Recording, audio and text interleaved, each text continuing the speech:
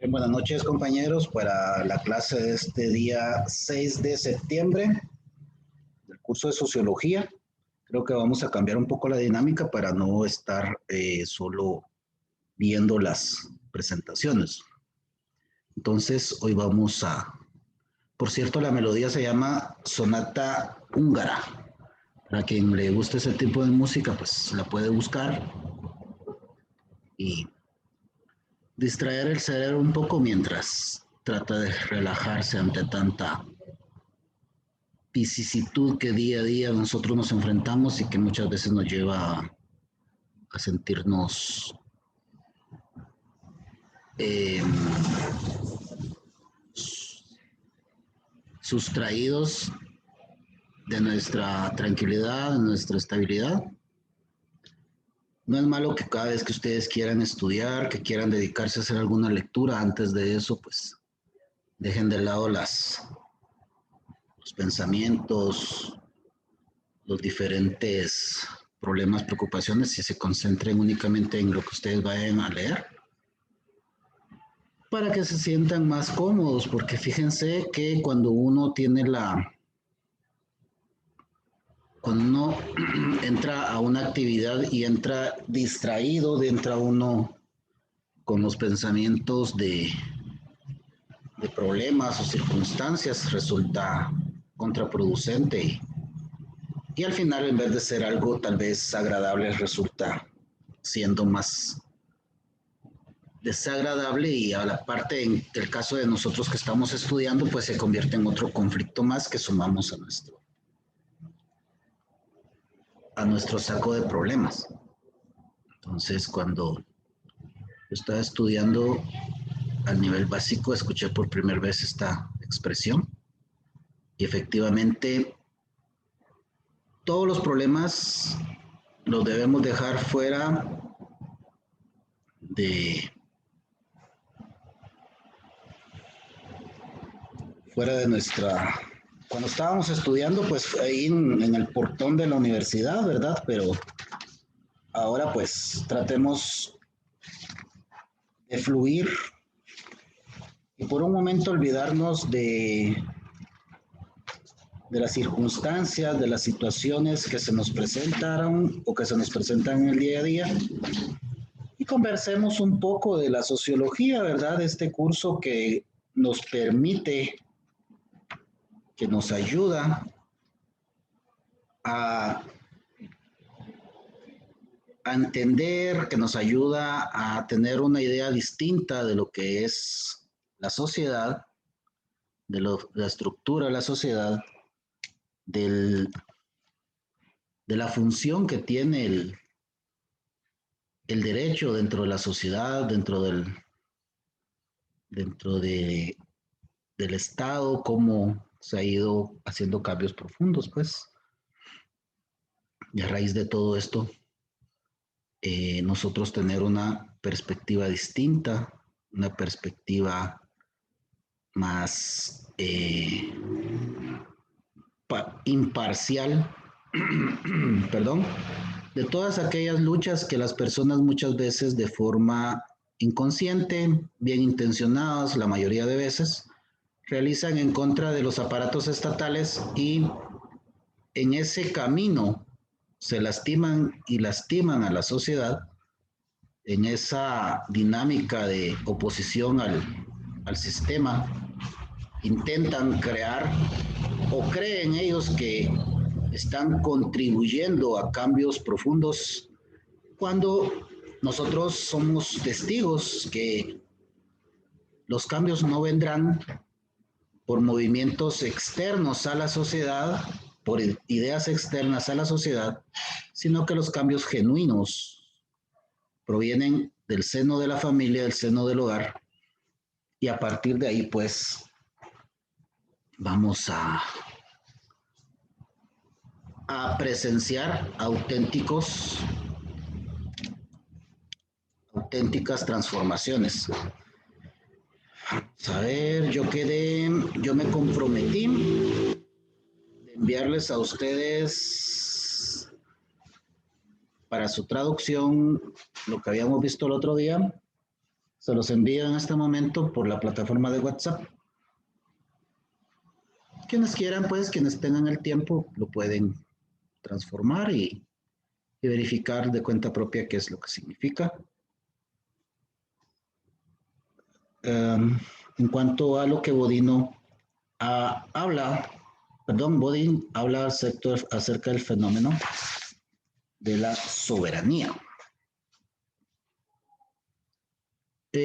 ¿Lograron ver algunos de ustedes las audiencias que se les presentaron, que les mandé los enlaces? ¿Alguno de ustedes tuvo la oportunidad, tuvo el tiempo de verlo?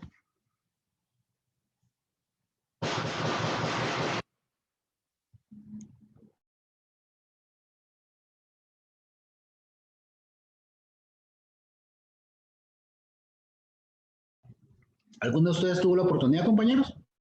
Sí, Rick.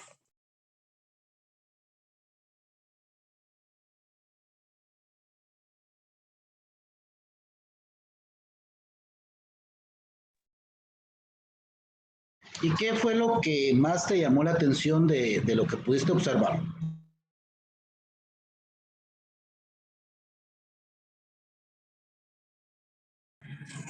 Que es la similitud de las leyes y los procedimientos. Bien, bien. ¿Alguien más? ¿Alguien más tuvo la oportunidad de hacer aunque sea por un momento, observar estas audiencias?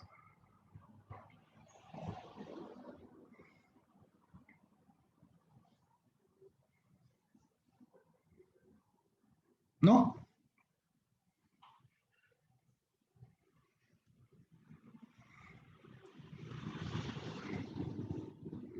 Puntos extra, Rick, solo yo las vi.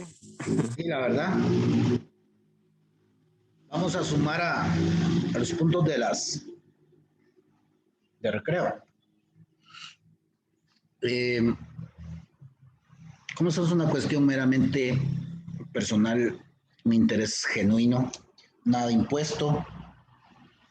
Las imposiciones se quedan allá en el nivel diversificado. Acá, pues, será cada quien el que va a determinar qué nivel quiere llegar a tener. Nosotros como docentes, pues, somos facilitadores del conocimiento y en ese sentido, pues, solo nos queda invitarlos a acceder a estos conocimientos, a estas especializaciones que sin duda alguna serán determinantes para cuando ustedes quieran ejercer esta honrosa profesión.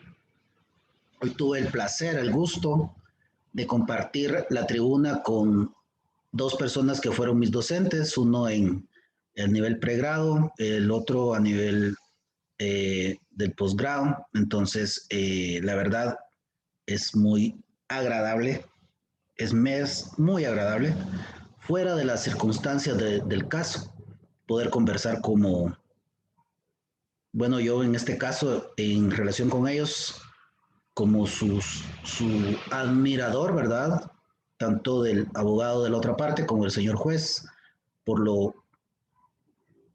por la especialidad que ellos tienen, por la experiencia, por la capacidad y por todo lo que ellos pueden aportar a la sociedad. Es muy agradable y créanme que la preparación, compañeros, el diario comer, beber, disfrutar de esto que nosotros estamos estudiando debe ser nuestra dinámica para que no se convierta en una carga y al contrario sea una satisfacción, sea un gusto, sea un placer presentarse las judicaturas, elaborar memoriales, sentirse parte pues importante del sistema de justicia del país. Pero cada quien pues sabrá cómo y en qué momento quiere llegar a estas instancias. La semana pasada estuvimos estudiando un poco acerca del Estado y cómo el Estado tiene injerencia en cuanto a la ley y cómo la ley tiene injerencia en cuanto al Estado. En ese sentido, estudiábamos lo del derecho estatal, estudiábamos también cómo el poder cómo la autoridad y cómo después de la autoridad nosotros llegamos a la soberanía. Cómo la soberanía proveniente del soberano, de aquella idea en donde es un superior el que decide y este superior se convirtió en el pueblo y el poder lo llevamos, ¿verdad? De que antes se ejercía por una persona, luego por 3 sectores, luego por 5 y ahora pues vamos avanzando en esto que le quieren llamar democracia y es la sociedad entera la que debería o debieran ejercer esa soberanía. Nos vamos a ir a la página 84, compañeros. Hoy no vamos a transmitir las presentaciones y vamos a hacer un diálogo con ustedes. Vamos a ir a la página 84 y por favor, David Santillana, mientras David Santillana nos lee el último párrafo, los demás, por favor, vamos viendo los subsiguientes en cuanto al poder adaptativo del derecho estatal. A ver, David, el poder adaptativo del derecho estatal nos habla que hay procesos de globalización que obliga a las autoridades legales nacionales a tomar en serio los actores no estatales y a las entidades transnacionales. En ese sentido, ¿por qué el derecho estatal entonces se debe adaptar? ¿Por qué?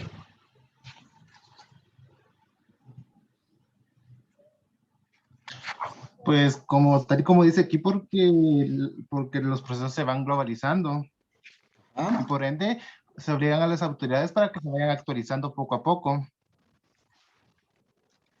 ¿Te recordás que la semana pasada conversábamos de las organizaciones internacionales y cómo el derecho estatal, al final de cuentas, es el génesis, es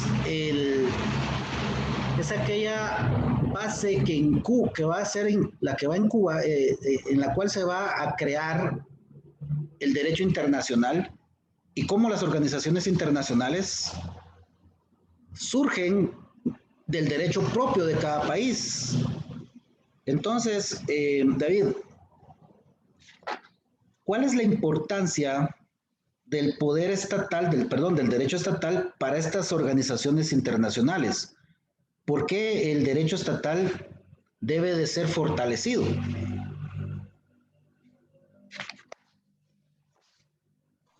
Porque gracias al derecho estatal, se van creando estas otras organizaciones, o sea que estas organizaciones se crean en base al comportamiento de las personas de lo estatal. ¿Me doy a entender? Sí. Vanessa Pérez. En la página 85, en el tercer párrafo, nosotros leemos que dice, la ley estatal no está aislada de los desarrollos sociales. Las percepciones judiciales y las creencias legislativas se correlacionan, aunque lentamente, con los cambios normativos de la sociedad, en la sociedad. A la inversa, la ley estatal desempeña un papel proactivo en la modificación de las normas sociales mediante el manejo de ideologías de sus poblaciones constituyentes. ¿Nos podría explicar eso?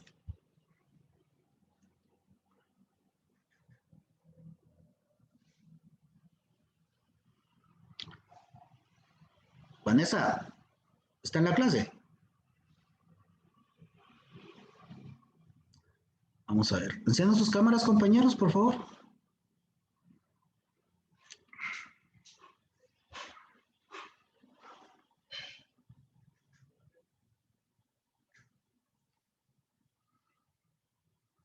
Gracias.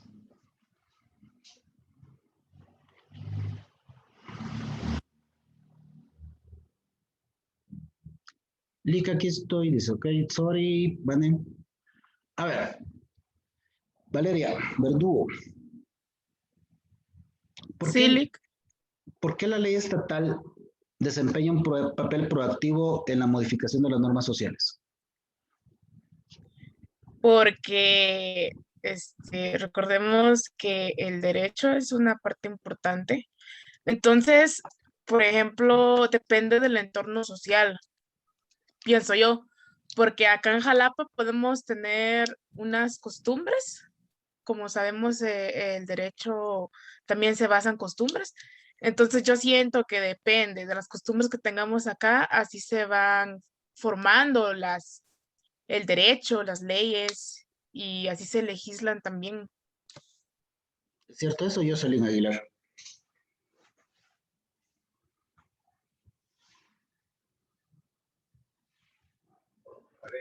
Perdón, Lick. ¿Es cierto lo que dijo Valeria? ¿Me puede repetir? Es que casi no le escucho. Bueno.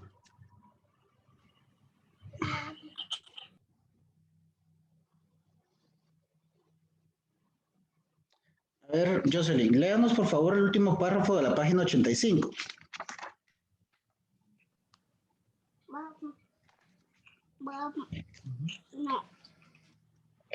La soberanía política es aquella que hace alusión al poder del Estado de imponer todo aquello que le parezca necesario, aunque se piense que cada Estado ejerce su soberanía. La página 85. Esa me sale a mí, permita. Las redes de la sociedad civil global han refuerce su intrusión en áreas previamente olvidadas como el medio ambiente, el agua y los derechos a la tierra. Estas nuevas formas de poder estatal con frecuencia se justifican por el progreso económico o técnico. Gracias. Vean, la dinámica de los pueblos es que en principio los pueblos van a priorizar aquellos temas que son muy relacionados a la subsistencia. En la medida que estos van evolucionando y van alcanzando diferentes niveles económicos, entonces los pueblos van teniendo otro tipo de conciencia porque entonces pueden, ¿verdad? Pueden dedicarse a pensar qué va a suceder con los animales, qué va a suceder entonces con las plantas. Y en ese sentido, la idea es que al principio los pueblos se dedican más a legislar, a crear normas de subsistencia. Sin embargo, hay diferentes organizaciones internacionales que han venido exigiendo cambios profundos y a los países les ha tocado, ¿verdad? Les ha tocado crear normas. Por ejemplo, en Guatemala hay una norma bastante importante, la vamos a anotar ahí a la par, la vamos a investigar, Ley de Aguas, Congreso de la República. La Ley de Aguas en Guatemala está todavía en el Congreso, engavetada, no les interesa. Ustedes han sido testigos, la mayoría, de las constantes publicaciones en relación con el presidente del Real Madrid. A él le achacan de que está utilizando las aguas de determinado río en el área de Alta Verapaz para una explotación minera, me parece. Entonces, estas organizaciones internacionales son las que hacen presión y hacen que el Estado se enfoque en temas que si no es de esa naturaleza no lo haría. Dice el segundo párrafo de la página 86 que tras la reafirmación de autoridad del Estado, la evidencia sugiere que se está produciendo la renacionalización del derecho transnacional, incluida la lex mercatoria. La lex mercatoria, compañeros, es la ley mercantil. Llegó un punto en el que la innovación en el derecho mercantil ha sido tan clásico que muchas normas a nivel internacional, como por ejemplo en dumping, a ver, tomemos nuestros teléfonos, todos, o quienes ya estén, minimicemos, buscamos en internet, le colocamos la DUM, dumping.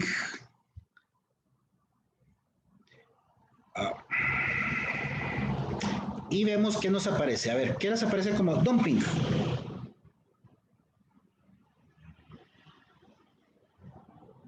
¿Qué es un dumping? La venta perdida, dice. Ajá, denle, sigan leyendo, por favor. Permítame. Dice la venta perdida, dumping o competencia desleal. Se refiere a la práctica de vender por debajo del precio normal o a precios inferiores al coste con el fin de eliminar a la competencia, adueñarse del mercado. Muy bien, vamos a colocar dumping, caso Cementos Progreso, Cemex Guatemala. Dumping, caso Cemex Guatemala. ¿Qué les va a parecer?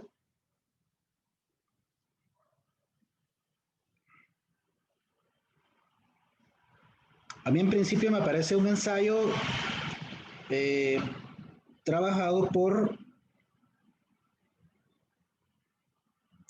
Ustalker el 15 de junio del 2015 y es el caso Cementos 1, donde la empresa guatemalteca Cementos Progreso y la empresa mexicana Cementos Cruz Azul bajo condiciones legales del dumping.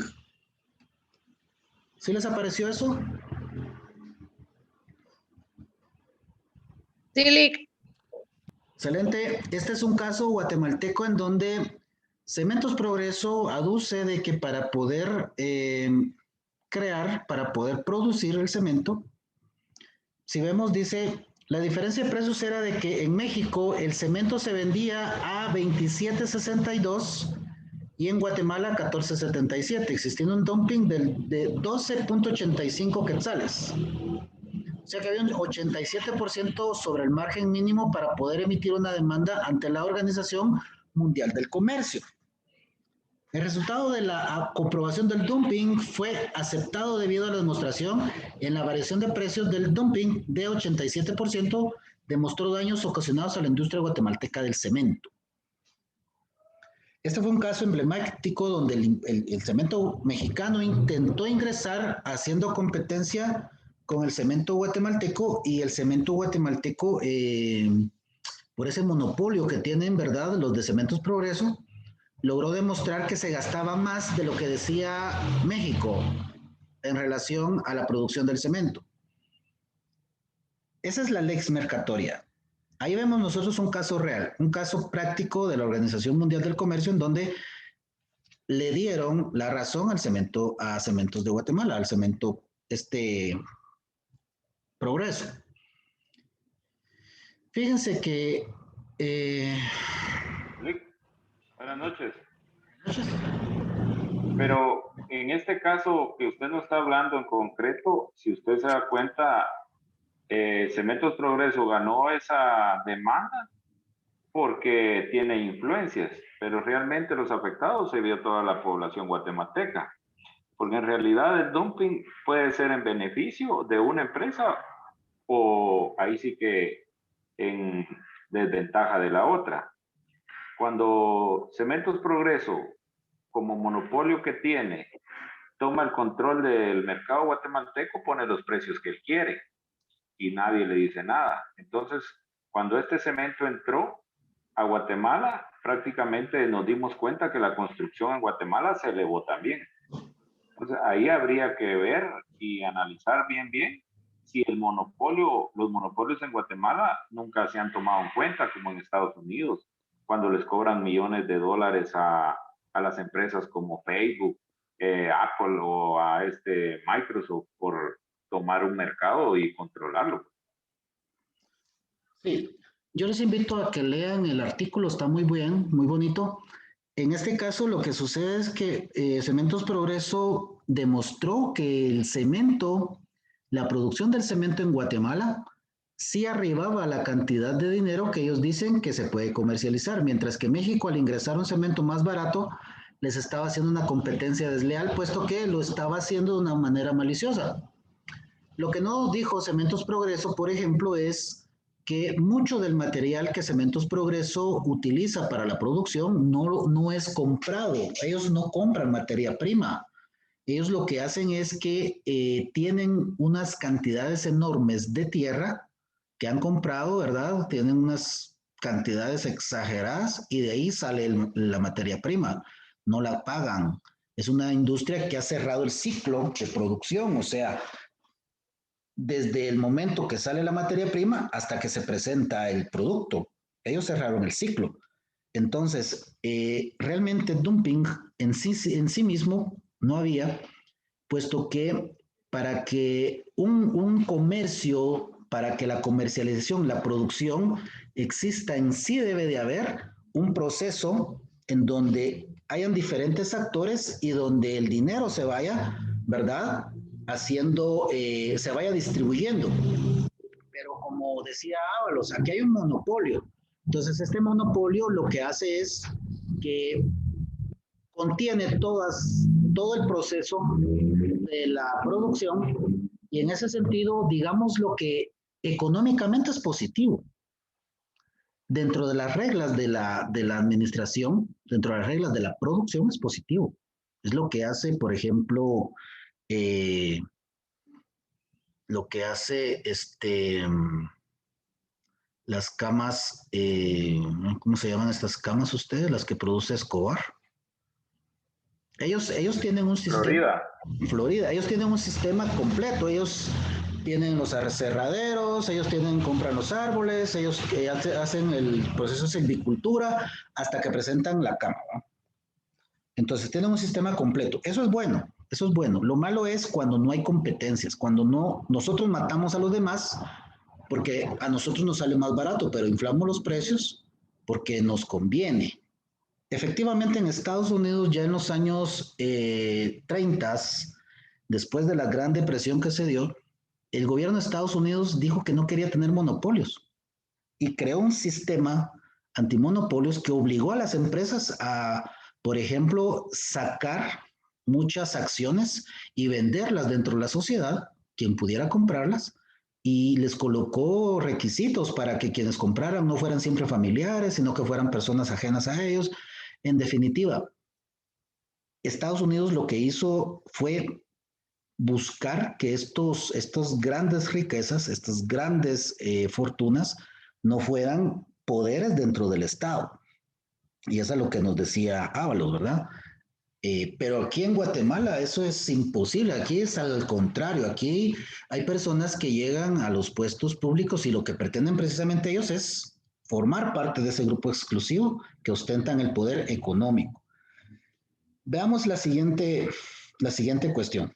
Dice 1, 2, 3, en el cuarto párrafo, las concepciones tradicionales, formalistas y estatistas del derecho ya no son adecuadas. Es poco probable que los análisis de la ley que utilizan al Estado como un punto focal exclusivo del sistema internacional sean teóricamente rigurosos. Y es que el Estado, compañeros, ha dejado de ser, digámoslo así, el monopolizador del poder. Ya vimos que hay poder del periodismo, que hay poder de las organizaciones internacionales. Ahora hay instituciones internacionales como, por ejemplo, esta, ¿verdad? La Organización Mundial del Comercio, que es la que va a verificar todo aquello que tenga que ver con el dinero y con las empresas. Regresemos al segundo párrafo de la página 86. Dice, no es sorprendente que las agencias estatales, ahora organizadas como parte de bloques económicos internacionales o regionales, sometan a los actores empresariales y a la ley mercatoria a una mayor presión para obedecer las políticas nacionales. Del mismo modo, la ley financiera transnacional producida por las comunidades de banqueros a menudo se reincorpora a la ley estatal soberana, porque necesitamos como países a veces retroceder y buscar eso que hablamos en un momento del derecho estatal, o perdón, del Estado Nacional, en donde el Estado Nacional busca protegerse, donde el Estado Nacional busca tener, ¿verdad?, esa soberanía en sí mismos, pero a la vez terminamos cediendo ante las presiones de organismos internacionales. Entonces, para culminar, dice, las relaciones, las similitudes y las diferencias entre la ley estatal y las reglas multinivel deberían recibir más atención en la academia y en la profesión legal. Nosotros como abogadas y abogados debemos de ser bien precisos para poder establecer hasta dónde llega la jurisdicción del Estado, a pesar que a nosotros se nos enseña que el derecho tiene un ámbito de aplicación temporal y territorial. A nivel territorial, la ley, ¿verdad? De acuerdo a las teorías que existen, persigue al individuo donde éste se encuentre. Y si un guatemalteco comete un delito en un lugar extranjero, puede ser alcanzado por la ley guatemalteca. ¿O me equivoco? ¿Es así? Sí, Lick, sí. Ok, bueno, entonces sí podemos, sí nos alcanza el rigor de la ley. Entonces, debemos de estudiar más, debemos ser más cuidadosos y como vieron quienes tuvieron la oportunidad, los organismos internacionales, como los videos que les envié, que vamos a ver.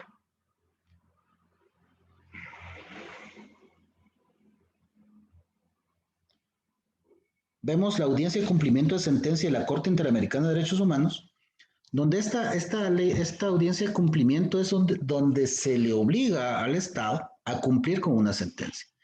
Entonces, a nivel internacional nosotros, como abogados que somos, debemos de establecer que la ley interna tiene preeminencia y tiene muchas cuestiones, pero la ley internacional nos va a obligar inclusive, los organismos internacionales nos van a obligar inclusive a aplicar nuestra propia ley, porque muchas de las sentencias de las cortes internacionales no versan sobre un derecho internacional, versan sobre un derecho nacional que fue obviado, que no fue aplicado, y por tanto, un derecho nacional que ellos mismos dicen, si la Constitución lo establece, cúmplalo. ¿Alguna duda, compañeros? ¿Algún comentario? ¿Algo que ustedes quieran aportar?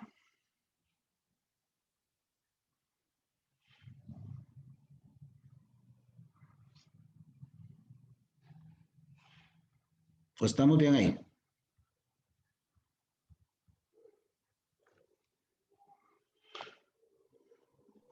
Vamos a probar. Lick, yo quisiera preguntarle algo, tal vez está fuera de la clase, pero me gustaría que usted nos apoyara en eso. Bueno, no sé, va.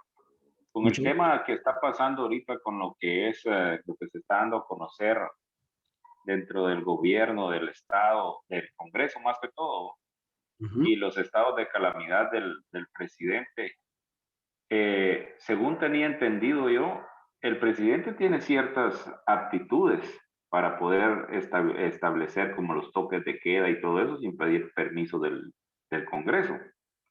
Pero ¿por qué el Congreso estipula de que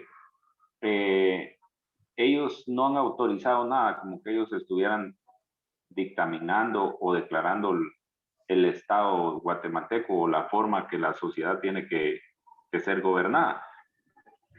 Porque eso es parte de los pesos y contrapesos que tiene el Estado. Si nosotros le permitimos a un gobernante, a un administrador, que él determine relacionado a la libertad de las personas, que él determine de forma unipersonal en relación al gasto público, que él determine en relación a la forma de inversión, entonces nuestro Estado no sería un Estado democrático, sino un autocrático. Hubiera un autoritarismo, porque entonces yo, presidente, tipo tiempo de Jorge Ubico, diría, yo en lo personal hay varios municipios que conozco que para mí no son municipios, son aldeas grandes. Entonces, si yo pudiera y fuera autoritarista este estado, yo dijera, bueno, el siguiente catálogo de municipios no merecen ser municipios y los vamos a eliminar porque nos toca darles un porcentaje del ingresos del estado. Y no, esos no son municipios, no son aldeas grandes. Pero eso no es correcto. Dentro del sistema donde nosotros vivimos no es correcto, porque deben de haber consensos. El presidente, en sus atribuciones, ¿alguien tiene la Constitución ahí a la mano que me pueda leer las 3 primeras atribuciones que tiene el organismo ejecutivo? O que me fundamenten dónde puede el presidente, en el ejercicio de sus funciones, dictar estas medidas.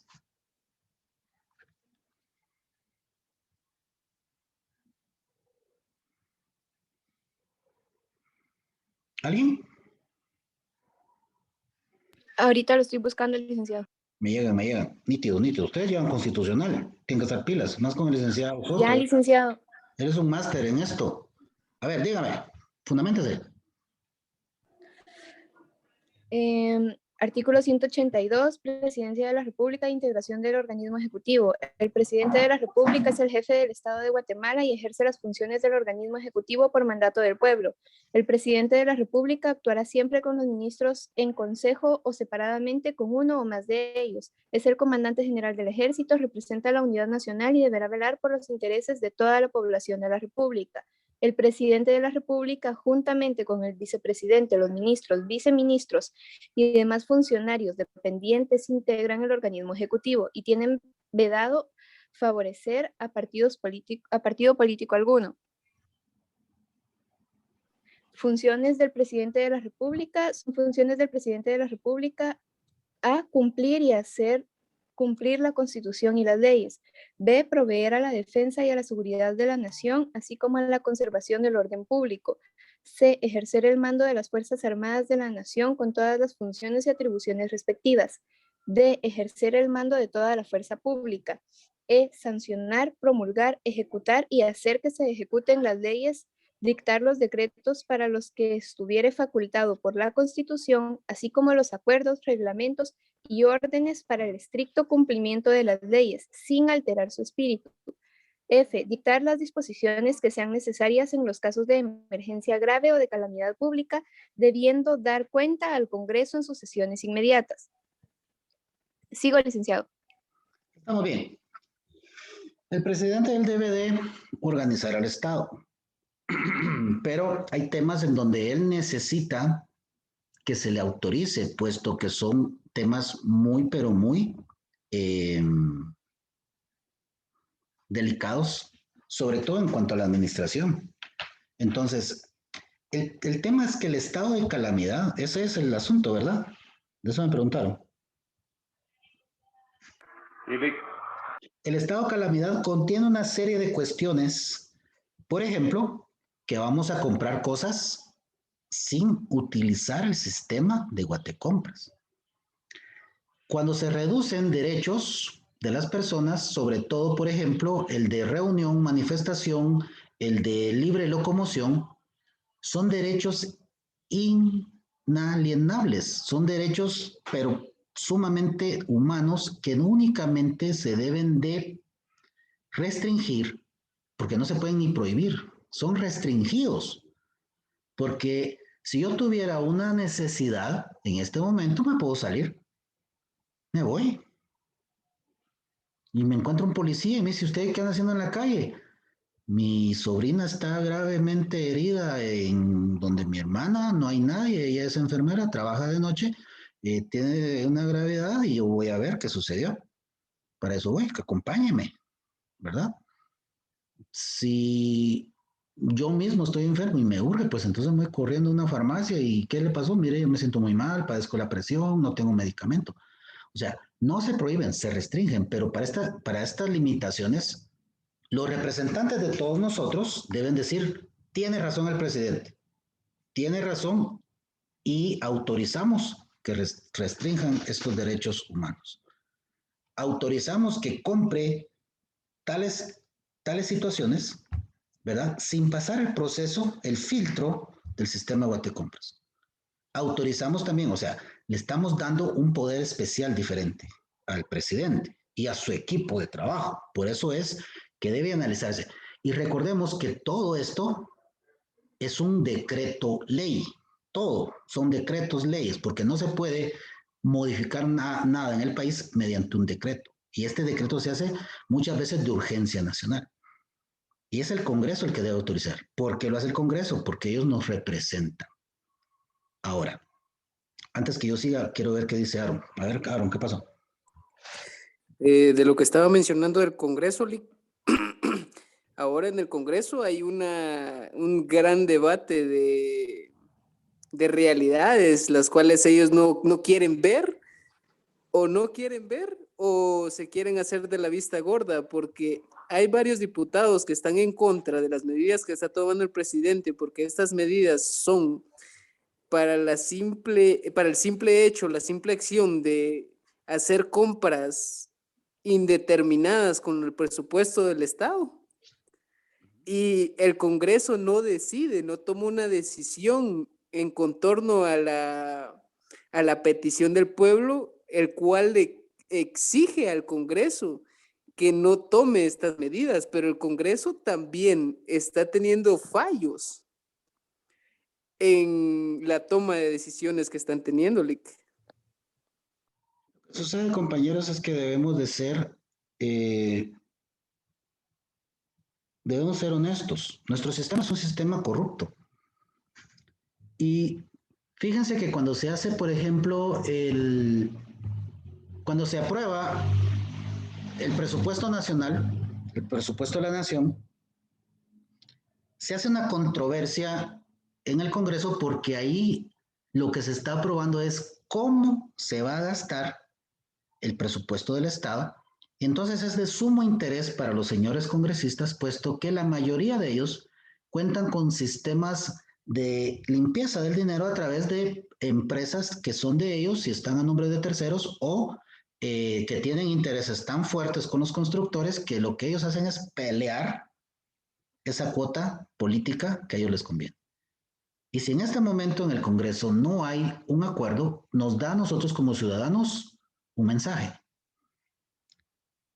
Al Congreso no le importa la sociedad guatemalteca, al Congreso no le interesa la situación de los hospitales, no les interesa tampoco la situación económica. Es cierto que ya el año pasado fueron varios miles de millones de quetzales que fueron autorizados bajo la crisis y el temor, ¿verdad?, de lo que hoy está sucediendo, y sin embargo sucedió.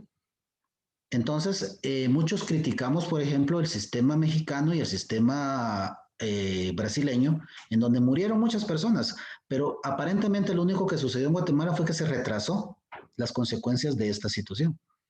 No hay Congreso, no hay presidente, no hay sistema de salud en el mundo que pueda contener esta cuestión. Entonces, en ese sentido, hoy vemos que hay una lucha importante en el Congreso por aquellos que abogan a que no se le autoriza al presidente más, ¿verdad?, gastos, que no se le autorizan a él más cuotas de poder, porque el presidente ha demostrado que es ineficiente. Su sistema, sus colaboradores, su equipo de trabajo es ineficiente, es inexperto, pero eso ya lo sabíamos desde antes que llegara a la presidencia. Ya sabíamos que él llevaba una serie de personas incompetentes.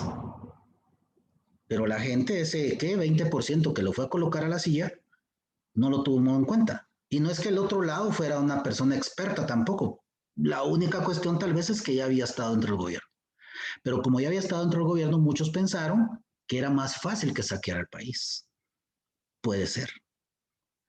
Nos va a quedar esa incógnita para siempre. El tema acá es que esas cuotas, ese dinero, esa inversión seguramente no se ha organizado correctamente a conveniencia de quienes quieren esas cantidades de dinero. Por eso es que no hay un acuerdo.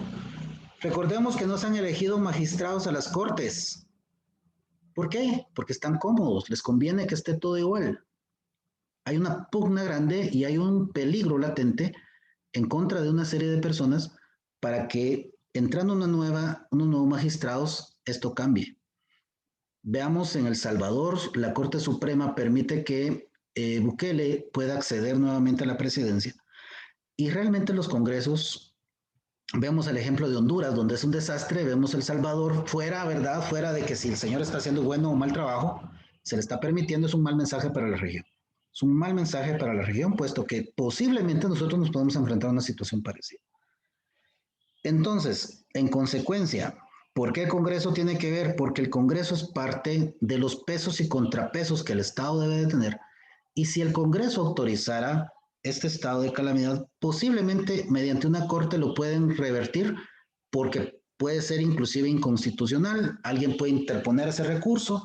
Tenemos a la Corte de Constitucionalidad, que se ha vuelto un poder dentro del poder, y lamentablemente con intereses muy, pero muy particulares, ellos están en algún momento hasta legislando. Entonces, es nuestro sistema político, compañeros, es parte del juego político y parte de la gobernanza dentro del país donde vivimos.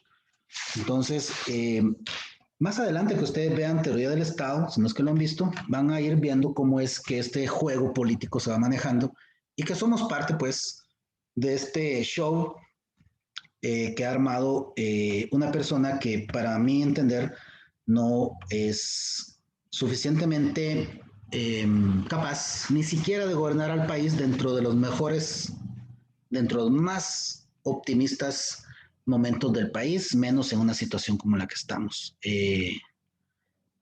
Como ciudadanos, lo único que podemos hacer es estar atentos, ver cómo podemos mejorar nuestro sistema económico familiar y pues esperar a que esta cuestión nos dé una tregua porque aparentemente está cada vez más complicado.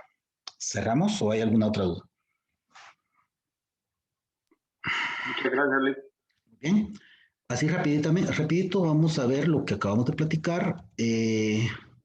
Poder del derecho estatal, los procesos de globalización han hecho que las autoridades regionales se vayan y se conviertan y busquen actores no estatales y entidades para crear, ¿verdad?, órdenes legales superpuestas. Sin embargo, esto ha hecho que las fuerzas transnacionales rompan fronteras y que la ley estatal soberana pueda ser una ficción, ¿verdad?, de la soberanía absoluta.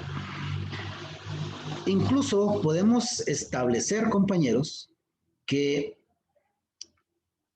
después de que el Estado es un producto histórico de siglos de evolución, el desarrollo y la transformación siempre ha sido a la orden del día, y esto nos ha llevado a ver cómo la ley estatal tiene una capacidad notable para cooptar y codificar otros sistemas normativos, asimilándolos al mismo, como nos pasó, por ejemplo, en el tema de las leyes especiales penales que se están trabajando en Guatemala. Fíjense que hay normas internacionales como la Declaración de las Naciones Unidas sobre los Pueblos Indígenas, que nos obliga como Estado a cumplir con varias obligaciones que este Estado en realidad no le interesan llevar a cabo. Si bien es cierto, la ley estatal no está aislada de los desarrollos sociales, esta ley estatal desempeña un papel proactivo, como les dije, en la modificación de las normas sociales, puesto que a través de la ley, lamentablemente, estamos intentando judicializar, estamos intentando que la sociedad tenga cambios desde un punto de vista legal. Queremos que la gente deje de ser morbosa, porque la ley así lo dice. Queremos que deje de haber machismo en Guatemala, imponiendo sanciones, colocando penas realmente complicadas, separando familias, prejuiciando acerca del hombre, del varón, ¿verdad? En donde la víctima va a ser una mujer y el varón va a ser el victimario, y aunque la víctima pareciera que es víctima, ella es la que se venga, al final de cuentas lo hizo porque fue tanto la situación difícil que le tocó vengarse del hombre malo, del macho. Entonces, esa es una tergiversación total y tal vez, ¿verdad? Tal vez solo así se pueden lograr deshacer muchos siglos, muchos años de un machismo que lo tenemos hasta en lo más profundo de nuestro ser y que no podemos esperar a que la sociedad lo cambie. Entonces lo hacemos mediante la ley. Entonces, mientras perdura la institucionalización de varios mecanismos reguladores transnacionales, va a ser difícil que el Estado superior percibido en la ley estatal pueda ser comprobado, puesto que, como vimos, o si ustedes quieren ir a ver, incluso las organizaciones internacionales obligan a que los estados nacionales cumplan con las sanciones que son impuestas, como les dije, utilizando incluso las mismas normas internas. Los procesos globales no dominan las instituciones estatales más que las fuerzas estatistas que desafían la globalización, pero sí nos sujetan en cierta medida desde el momento que nosotros firmamos como país convenios internacionales. Ya estamos pues regalando parte de nuestra soberanía como Estado. Entonces, no es sorprendente que las agencias estatales, ahora organizadas, como les mencionaba, en bloques económicos, sometan a los actores, por ejemplo, en la lex mercatoria, a presiones para obedecer a políticas nacionales, pero muchas veces es cierto que estas políticas vienen ya focalizadas para, por ejemplo, cumplir agendas.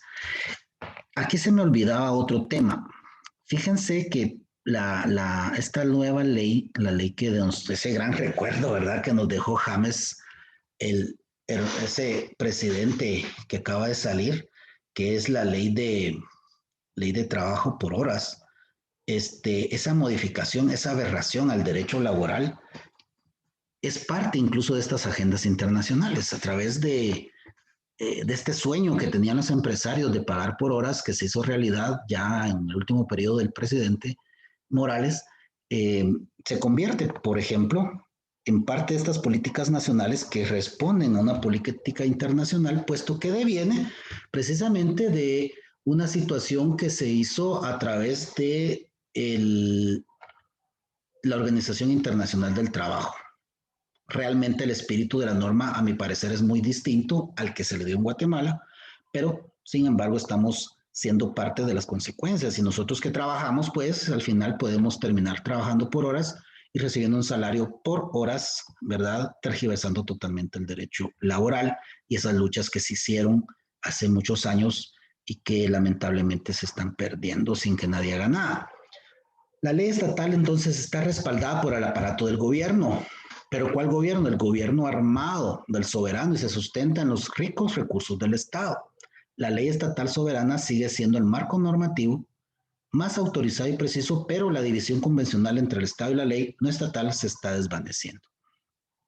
Las tradiciones formalistas y estadistas del derecho ya no son las adecuadas y entonces las relaciones, las similitudes y las diferencias entre la ley estatal y las reglas multinivel que deberían recibir más atención en la academia y la profesión legal, puesto que nos interesa a nosotros analizar en qué momento nuestro país pierde, ¿verdad?, esa preeminencia, por ejemplo, en los tratados en materia de derechos humanos, en donde nosotros como guatemaltecos cedemos entonces a nivel internacional. No sé ustedes qué tipo de idea tengan en relación a, por ejemplo, estas tendencias, estas teorías en reconocer derechos a segmentos poblacionales muy pequeños, pero que son derechos que incluso afectan nuestros propios derechos. O sea, si yo no estoy de acuerdo, pues, en que ciertos individuos tengan mayores, o sea, una inversión superior. Veámoslo en Guatemala. En Guatemala, las inversiones muchas veces a manera de disculpa intentamos invertir constantemente en aquellos pueblos que fueron masacrados, que fueron desplazados, que fueron afectados de diferente forma durante la ley civil interna. Perdón, la ley civil, o sea, ante la guerra civil. A manera de disculpa, como Estado, constantemente se hacen inversiones en ellos. Y nos olvidamos de ese sector que tal vez no tuvo un protagonismo como víctima en el conflicto armado, pero que también merece una inversión. Nosotros acá en el Oriente tenemos muy poca inversión estatal, muy poco interés del Estado, incluso las organizaciones internacionales enfocan la inversión y la tutela y el apoyo en las áreas donde hubo mayor índice de violencia. Y entonces ahí hacemos una clasificación de ciudadanos, hacemos una clasificación de seres en el país y resulta entonces que ya no entendemos y ya no procuramos como Estado tener igualdad, puesto que incluso a nivel internacional se nos obliga a mejorar las condiciones, por ejemplo, de las personas nativas del país, quienes muchas veces, la verdad, están muy bien. Y sus problemas sociales, sus problemas económicos no son distintos a los problemas de otros sectores que no son de origen guatemalteco, no son de origen de estas regiones, pero que debemos de invertir más ahí como Estado, porque así nos obligan los tratados internacionales. Entonces, como abogados, acá en la academia, debemos de analizar las normas, hacer nuestro propio criterio y en determinado momento defenderlo, o si nos parece que son adecuadas, apoyarlos. Dejamos este tema y pasamos al Estado de Derecho, que es un tema bastante importante para nosotros. Fíjense que el Estado de Derecho es regido por leyes y organizaciones. Se basa en la Constitución. La Constitución es la guía de todo el ámbito jurídico. Y todos los ciudadanos bajo este Estado debemos cumplir lo que la ley exige. Entonces, ¿qué es el Estado de Derecho? El Estado de Derecho, en contraposición a lo que sucede en las dictaduras en donde una sola persona ejerce cargo, en un Estado de Derecho se fijan límites y reglas que organizan a los ciudadanos otorgando igualdad de derechos, en la teoría. Estas normas se establecen de forma escrita en la Constitución y se hacen ver públicamente. Se votan y se aprueban por representantes de la sociedad. Pregunta de examen.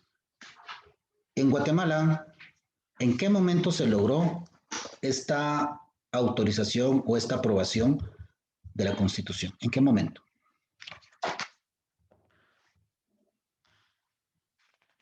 Los escucho. A ustedes se les ocurra, que estamos para aprender, compañeros.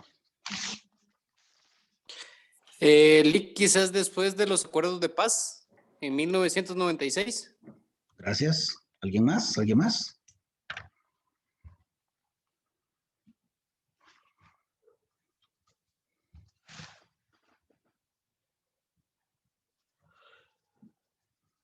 A la par del penúltimo párrafo de la página 86, vamos a escribir Asamblea Nacional Constituyente.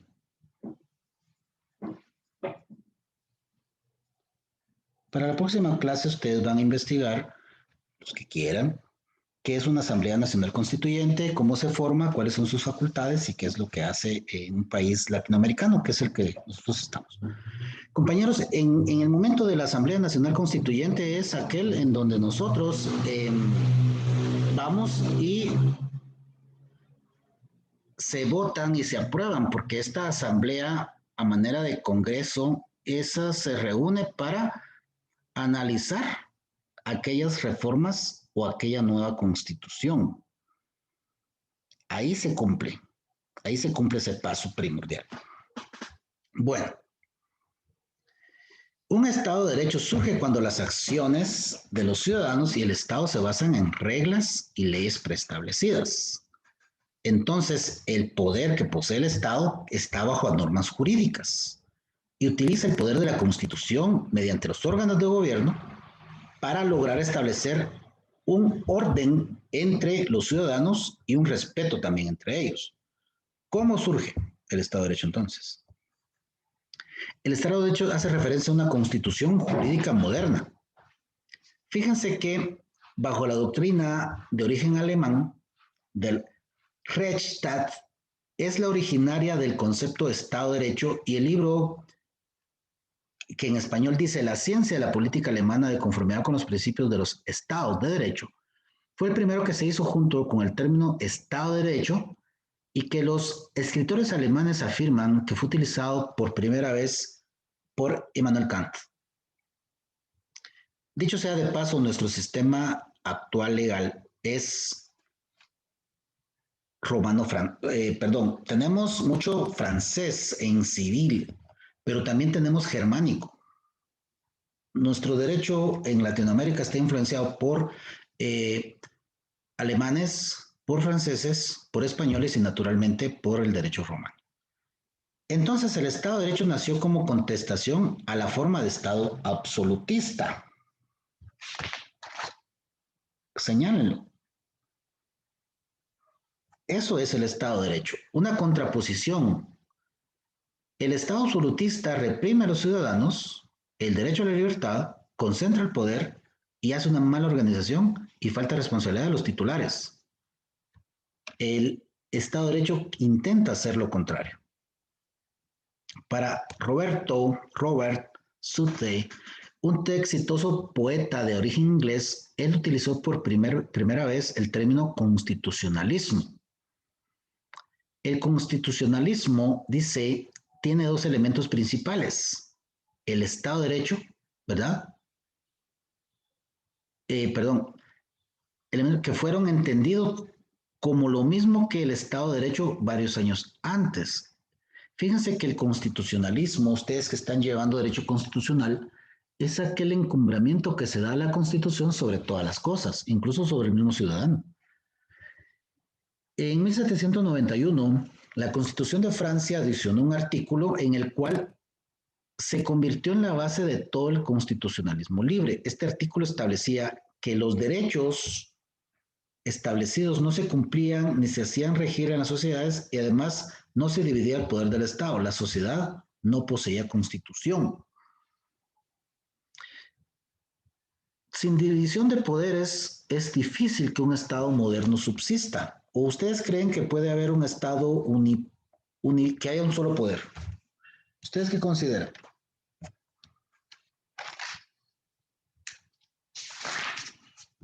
A ver, los escucho. No sean tímidos. No se podría, licenciado, por lo mismo que acabamos de platicar ahorita, que un poder se contrapone al otro cuando prácticamente tiene que ser auditado o juzgado de la forma que está ejerciendo el poder, valga la redundancia, ¿verdad? Enciendan sus cámaras, por favor.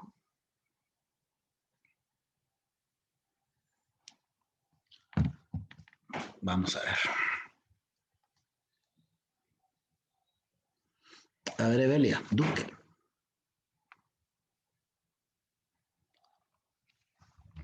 Dígame.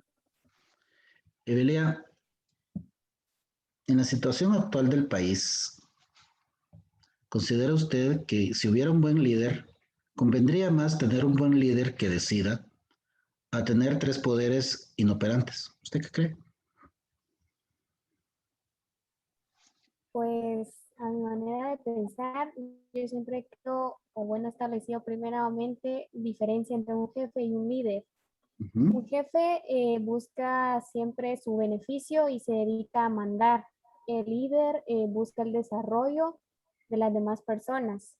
Entonces, desde mi punto de vista, prefiero una persona capaz que tenga esa actitud altruista de ayudar a los demás a tener tres poderes que no hacen absolutamente nada para un desarrollo pleno al país.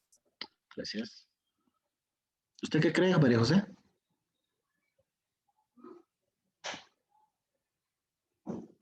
Buenas noches, Lick. Buenas noches. Lo mismo, Lick. Por dos.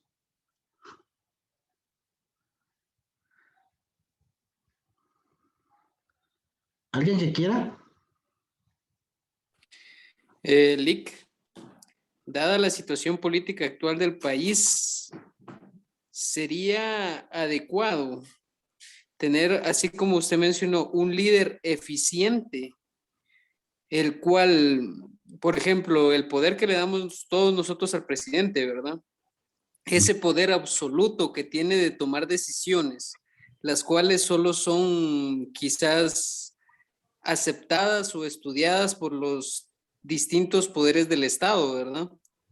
Como lo es el Congreso, el cual está aprobando el decreto ley de este estado de calamidad. Si tuviésemos un líder eficiente, adecuado a su puesto, yo diría que en realidad la situación del país no es mala, porque nosotros como guatemaltecos nos caracterizamos por tener por lo menos un nivel de vida medio, ¿verdad? Entonces, sí sería adecuado que llegara una persona al poder, la cual garantizara el bienestar del bien común de la sociedad guatemalteca. Gracias.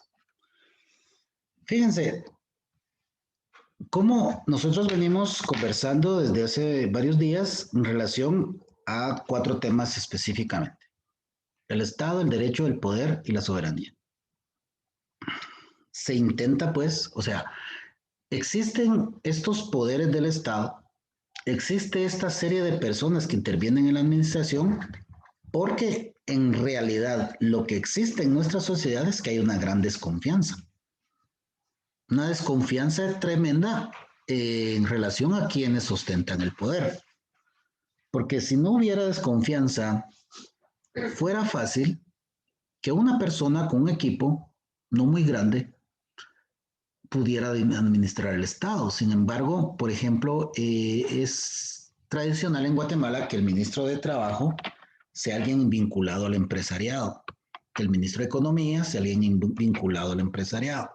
Que, por ejemplo, el ministro de Salud tenga muchos contactos con farmacéuticas. Que el ministro de Agricultura sea una persona relacionada con la Cámara de Industria y Agricultura o cosas así. ¿Por qué? Porque, o sea, se divide el poder al final de cuentas, no en líderes, se divide el poder en personas interesadas en administrar al Estado y permitir que estas empresas eviten impuestos, eviten muchas cosas. En teoría tampoco es malo, porque si llevamos un ministro de Economía que sea un empresario exitoso, que quiera trasladar su experiencia, por ejemplo, en una azucarera importante del país y quisiera trasladar esa experiencia a nivel Estado y hacer que el Estado se vuelva eficiente, como él hizo eficiente su empresa, sería importante. El problema es que en la mayoría de veces no se cumple eso. Si nos vamos a la página 87, vemos cómo en 1791, cómo en contraposición al Estado de Derecho en el siglo XX surgió el totalitarismo.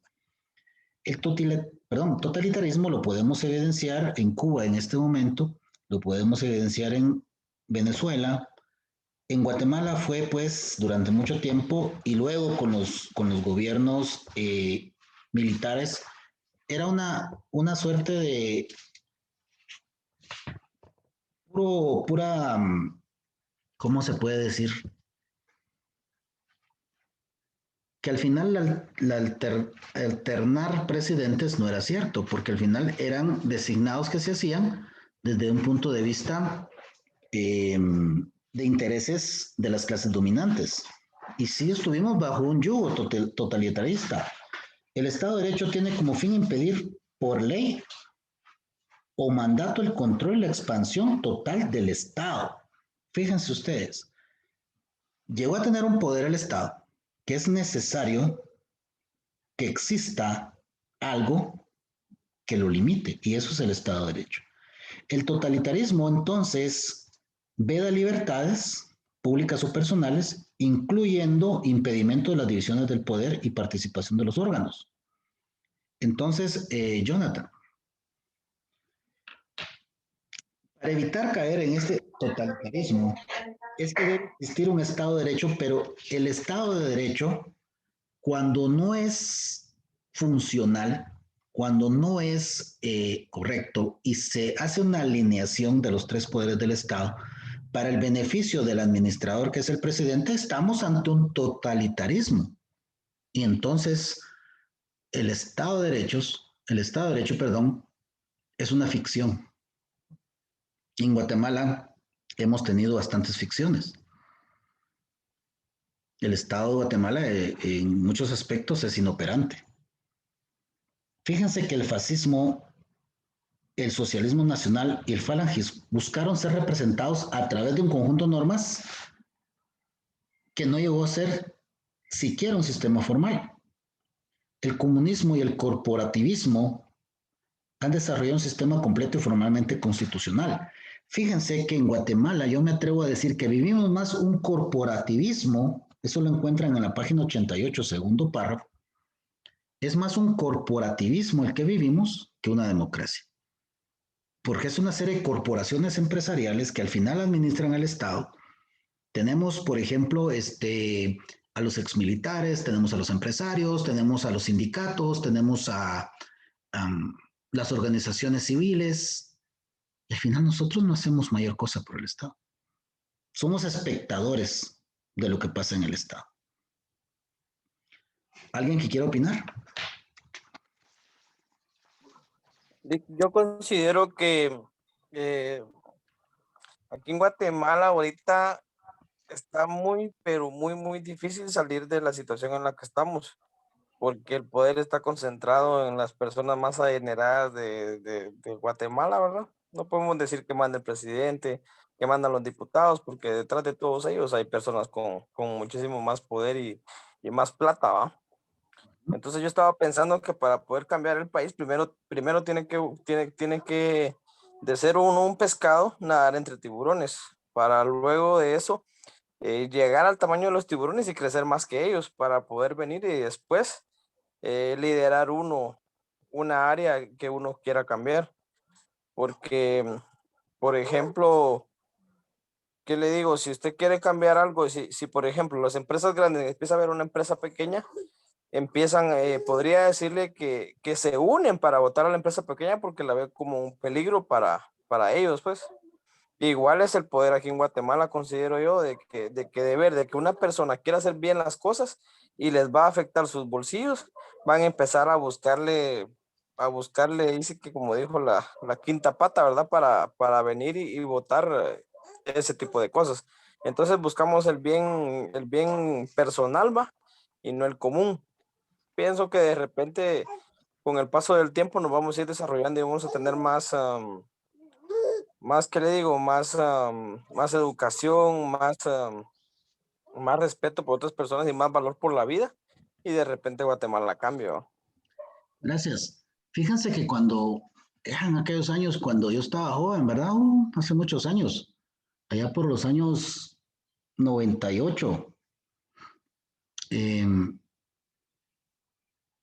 cuando nosotros estábamos estudiando, los maestros, los docentes del nivel básico, nos decían, muchachos, con ustedes se abre una nueva etapa en la historia del país. Había mucho optimismo, puesto que en 1990 el país había logrado dejar una serie de gobiernos militares.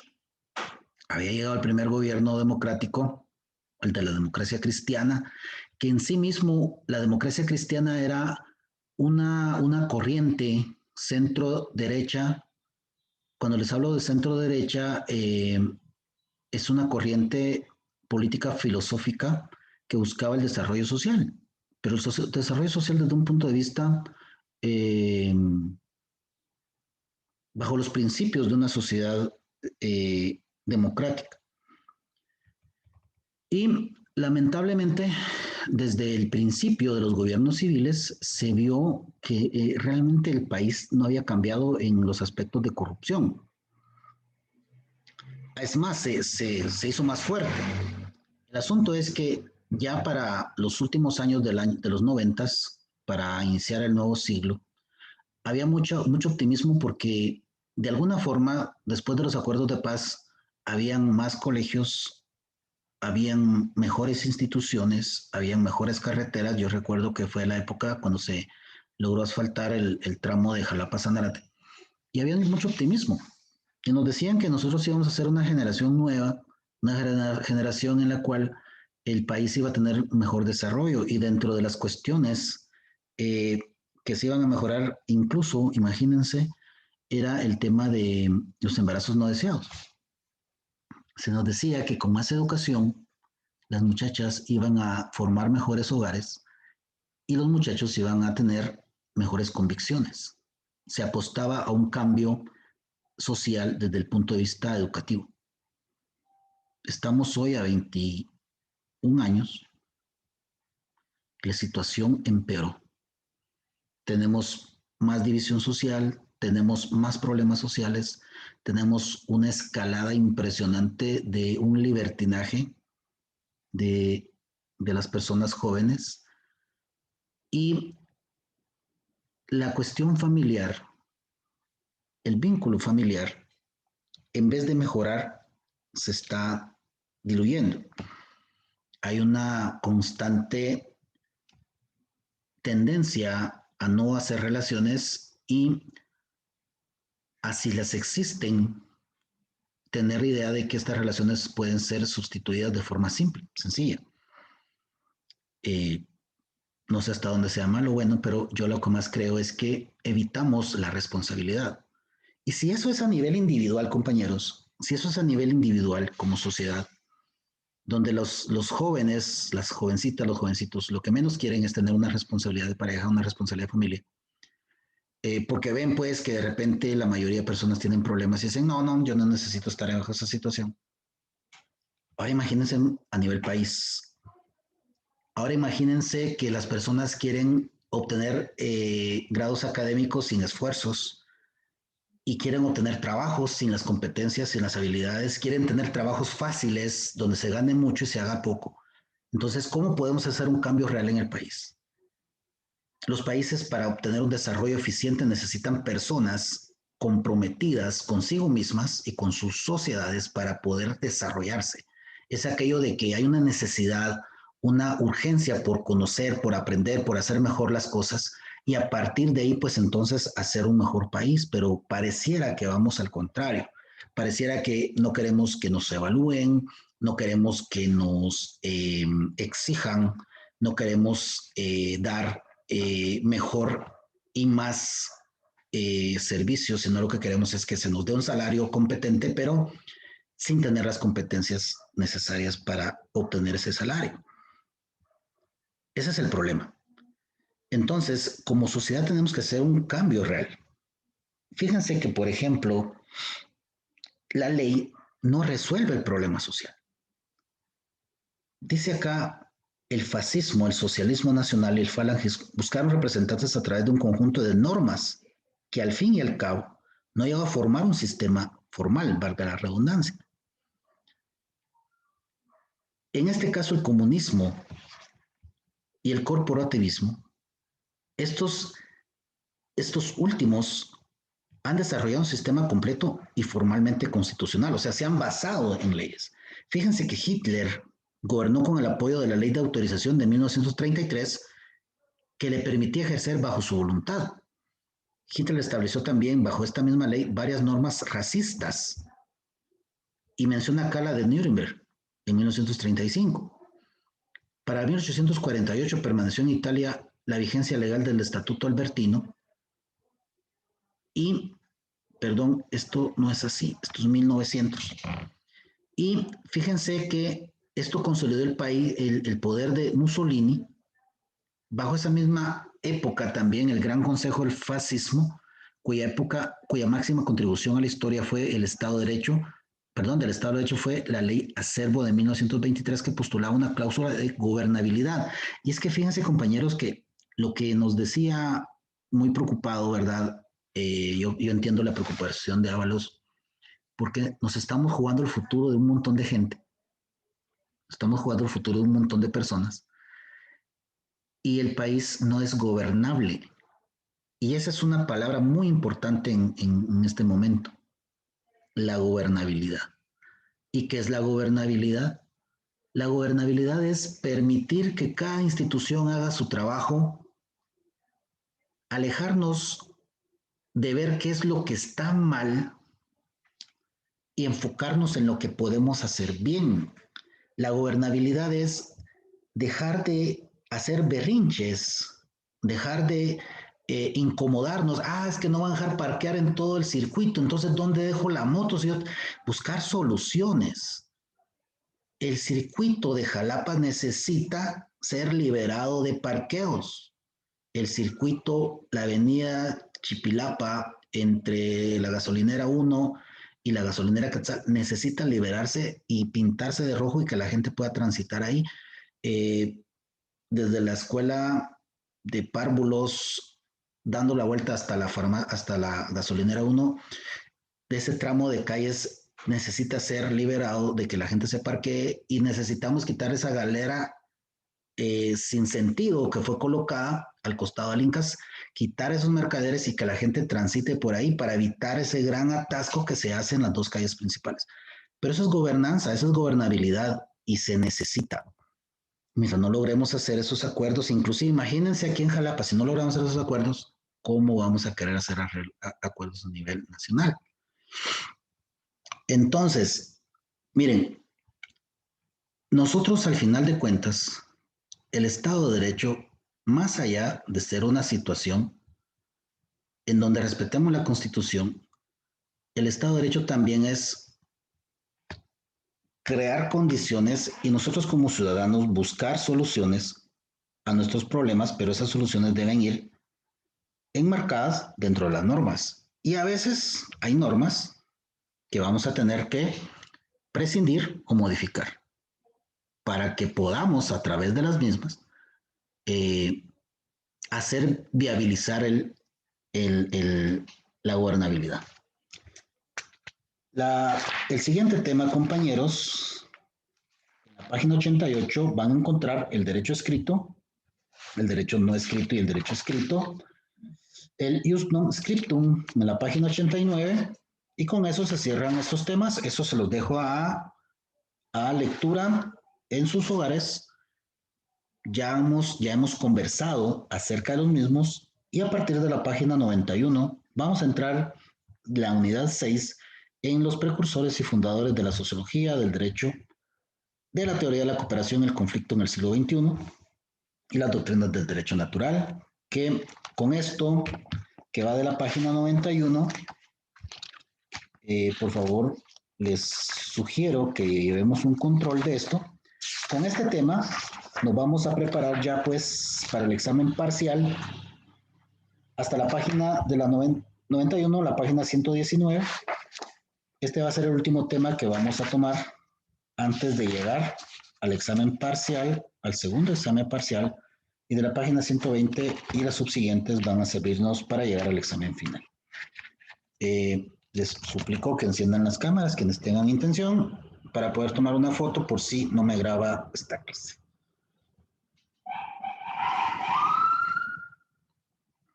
Bien, muchas gracias, muy amables. Les agradezco cualquier duda, cualquier situación, por favor anótenlas. Cuando ustedes hagan las lecturas de su libro, de su texto, vayan anotando al margen, o si no, si como a mí me dejaron una hoja limpia, anótenlas ahí, y vamos ya preparándonos para el próximo examen parcial. De acuerdo con la guía programática, vamos a realizar un cuadro comparativo el día 23 de septiembre, que si no estoy mal, vamos a revisar. Día 23 de septiembre será de este jueves en 15, relacionado a los precursores y fundadores de la sociología del derecho en las teorías que ya fueron expuestas.